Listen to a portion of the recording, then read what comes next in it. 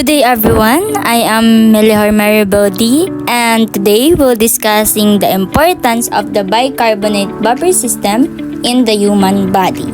So, alam ko na medyo mahaba at parang complicated pakinggan ang pangalan nito. Pero huwag kayong mag-alala dahil gagawin natin itong simple at madaling maintindihan. So, maraming proseso ang nangyayari sa loob ng ating katawan na hindi natin napapansin. So, isa na dito ang bicarbonate buffer system. Ito ang tumutulong na panatilihing balanse ang ating dugo para gumana ng maayos ang ating cells, organs, at buong katawan. Kaya sa discussion na ito, aalamin natin kung ano ito, paano ito gumagana, bakit napakahalaga nito sa ating pang-araw-araw na buhay. So, why does our body need a buffer system? So, bago natin maintindihan ang bicarbonate buffer system, kailangan muna nating malaman kung bakit kailangan ng ating katawan ng buffer system. So, our cells constantly produce acids during metabolism. Then, too much acid or base can change blood pressure. So, normal blood pH is nagre-range siya ng 7.35 to 7.45. Kapag tumaas siya or bumaba sa normal average, is pwedeng magkaroon ng masamang komplikasyon ang ating katawan na pwedeng magdulot ng diabetes or other disease na makakasama sa pag-function ng ating mga organs at different parts ng ating body. So, the bicarbonate buffer system keeps blood pH stable. So, dyan pa lang nalalaman na natin na ang ginagawa ng bicarbonate buffer system ay pinapanatiling stable ang ating dugo and acid. So, every day, ang ating katawan is nagko-convert ng pagkain into energy sa pamamagitan ng metabolism.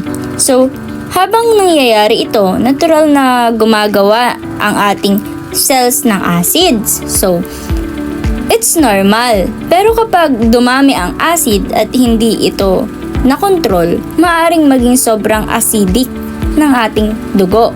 Maaari rin namang maging sobrang alkaline or kulang sa acid. So, doon na magkakaroon ng problema. Ang problema, ang ating katawan ay kailangan laging nasa tamang blood pressure, which is the 7.35 to 7.45.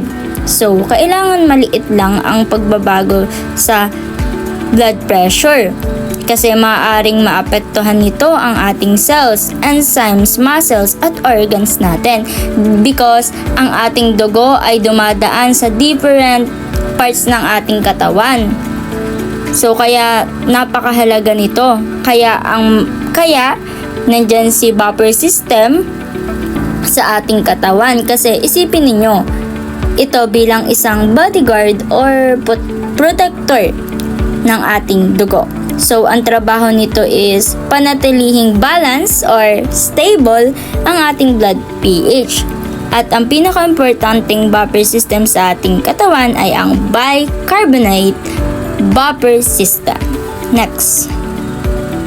So, how does the bicarbonate buffer systems works? So, ito yung mga chemical equation niya. CO2, hydrogen, to bicarbonate, to H+, to HCO3.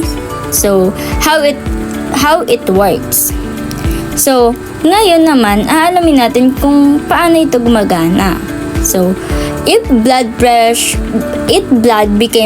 becomes too acidic, bicarbonate removes excess acid. So, nire-remove niya yung mga excess acid.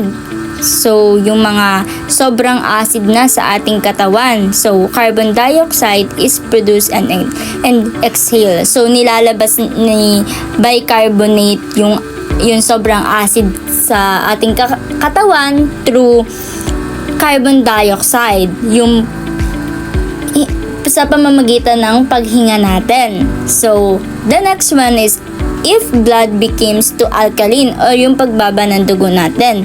So, carbon acid release hydrogen ions. So, sa pamamagitan nun, kapag nalabas na yung hydrogen ions, yung blood pressure natin is babalik na ulit sa normal.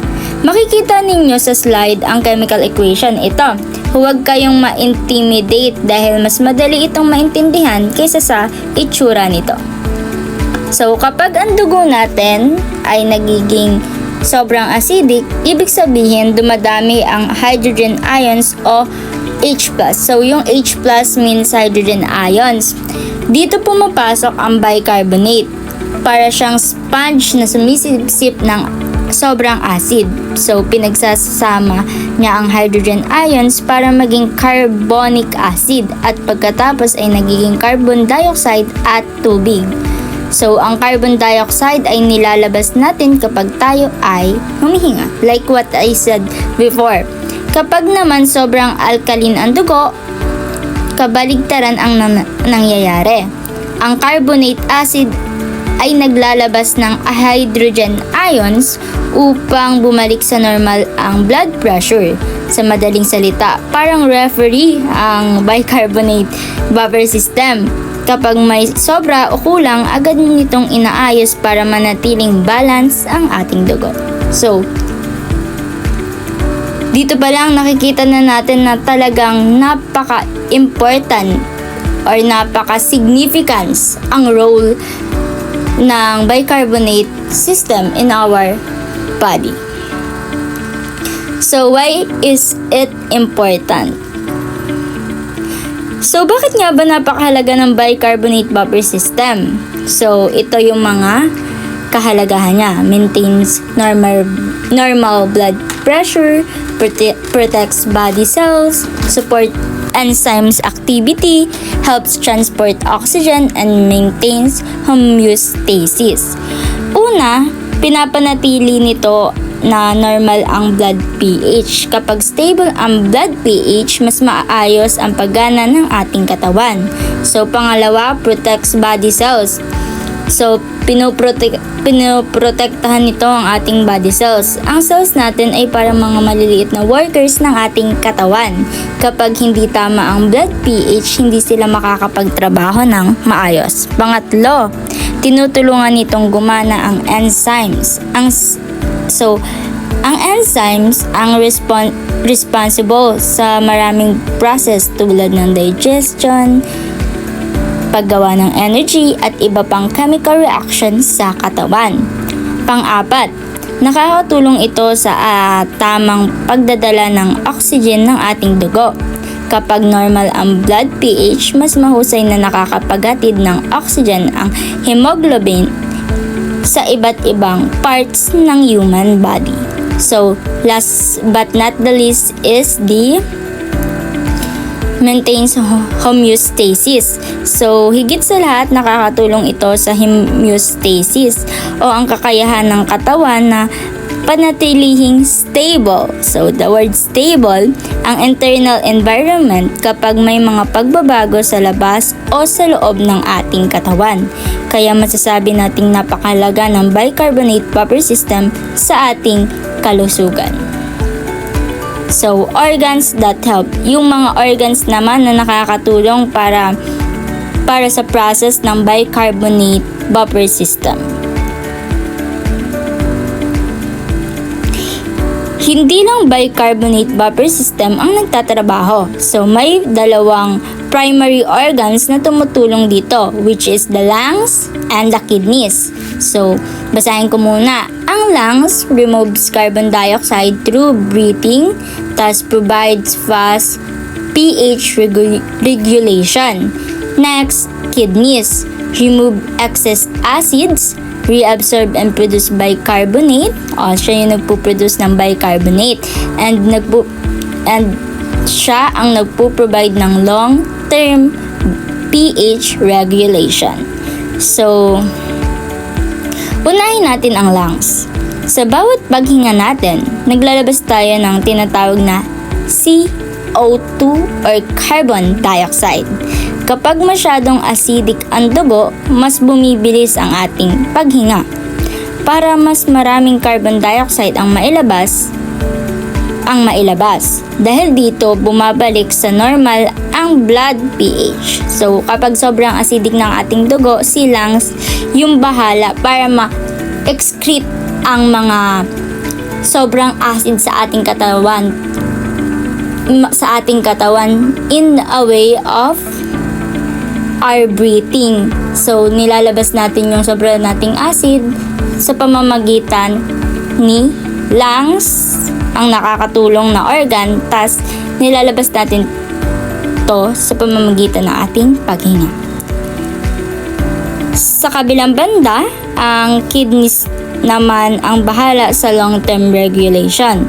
Tinatanggal nila ang mga sobrang acid sa pamamagitan ng ihi at nire-reabsorb o binabalik nila ang bicarbonate sa dugo. Kapag kinakailangan, gumawa rin sila ng bagong bicarbonate. Sa madaling salita, si lungs ang mabilis na responder, habang ang kidney ang pangmatagalang tagapagpanatili ng balanse ng ating blood pressure. Everyday example.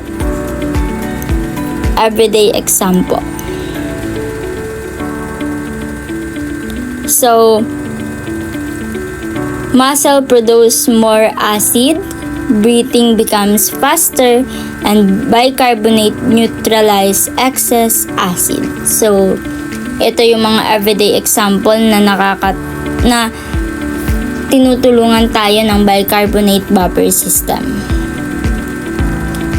Conclusion, so the bicarbonate buffer system maintains blood pressure, protects cells and organs, work with the lungs and kidneys, and it's very essential in our daily life.